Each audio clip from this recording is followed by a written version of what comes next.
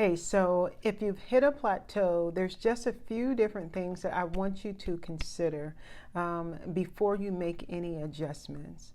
I know sometimes when we're working towards a particular goal and we really want to be in that place, sometimes our perspectives can be a bit off. So I want to just give you a few things that you can consider, hopefully to bring a little bit better of a understanding and some calm to the situation so that you can continue on this journey of keeping your health and improving your health. The first thing that you want to think about is, have you really hit a plateau? You know, like I said, sometimes because we want to be at a certain place and we don't want to be where we're at or where we perceive that we're at, there are things that are taking place that we're not even aware of. There's been so many times I've worked with individuals and they couldn't see the results that were taking place. You know what I mean? That like what was really happening, they couldn't see. Then there was other people who just seemed to every session come back and have good news. Janelle, I was able to do this, or Janelle, I got this news here, or Janelle, I saw this, or Janelle, this person, all of these, things that they saw. And really, sometimes these individuals had less significant results based on what maybe the general population might think, or what I've experienced with individuals getting excited about or wanting.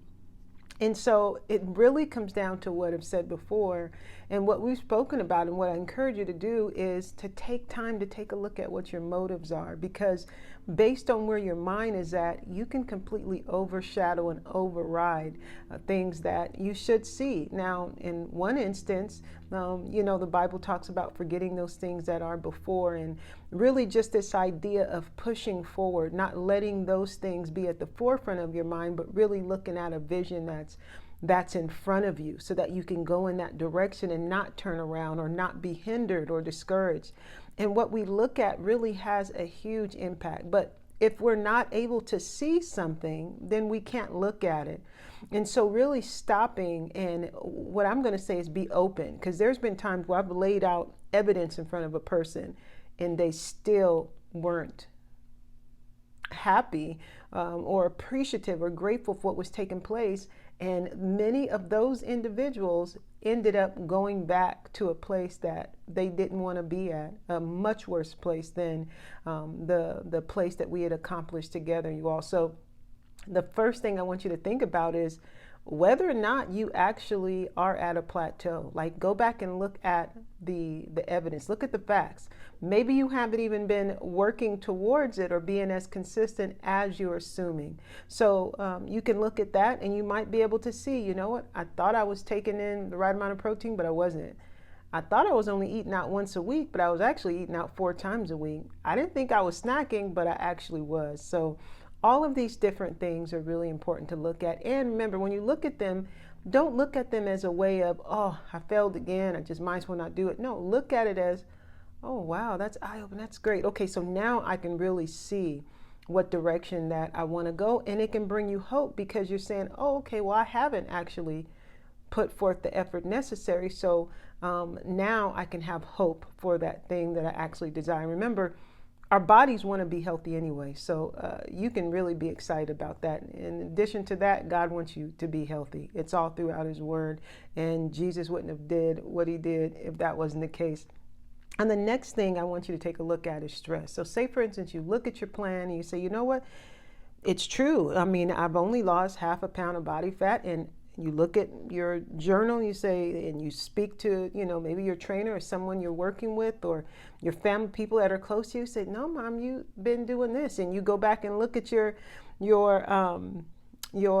receipts or your statements, and you're like, no, this is all I've been buying.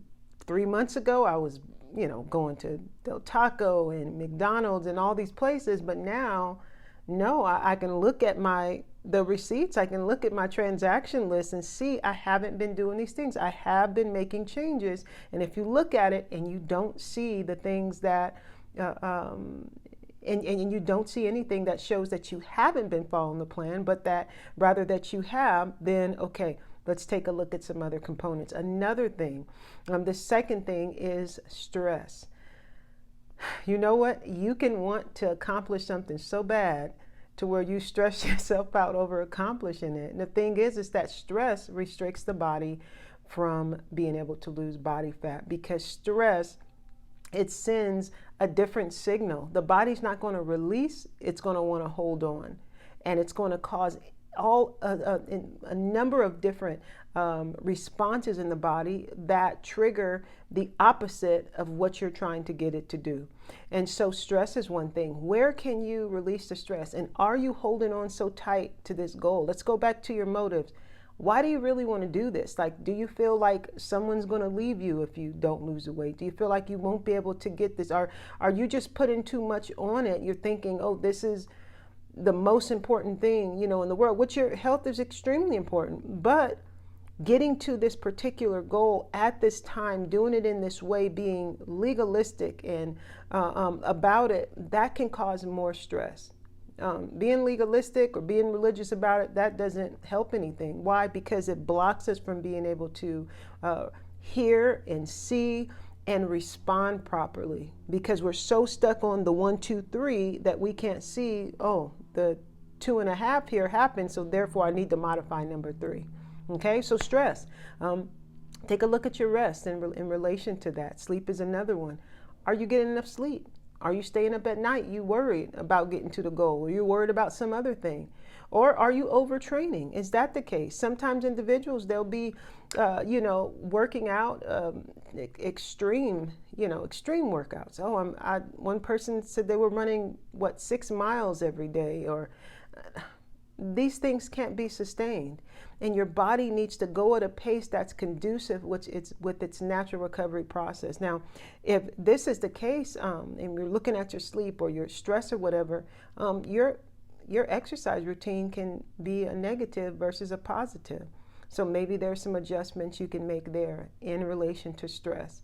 And then, like we said, in relation to stress in relation to sleep. Okay? So take a look at those areas. Now, the next thing is, if you look at everything and you're like, well, first of all, let me say it's probably one of the ones that we mentioned already. But in addition to that, you want to understand that the body wants to preserve itself. And so if that's the goal and you actually are hitting a plateau, then there's nothing to worry about. That just means your body's working fine. So relax, recalibrate, reassess your goals, get yourself hopeful and excited about it, adjust something so that your body is not adapting to the same thing. But please understand that if there's something that you're holding on to that's not healthy, you still have a significant amount of excess body fat, your body's going to release that just by taking a look at the things that we've already went over, or just giving it some time, continuing to supply your body with the nutrients. Maybe your protein is too low. That's a very common one. I've seen oftentimes many individuals, and I'm going to say females as well, that it's this extreme dieting going on. And maybe you've dieted before. If you've ever lost like 20 pounds or more and lost it and then gained it back again and lost it, you can just understand that your body's going to try to resist you, because it doesn't like being jerked around like that. Remember, it's trying to preserve itself, preserve you, okay? Being able to continue to use it. So those are a few things that you want to look at, okay? So is it actually happening? Your stress levels, your sleep, and then, okay, if you did hit a plateau, understand that your body is trying to help you out, but you will be able to get to that healthy point because the body wants to thrive, okay?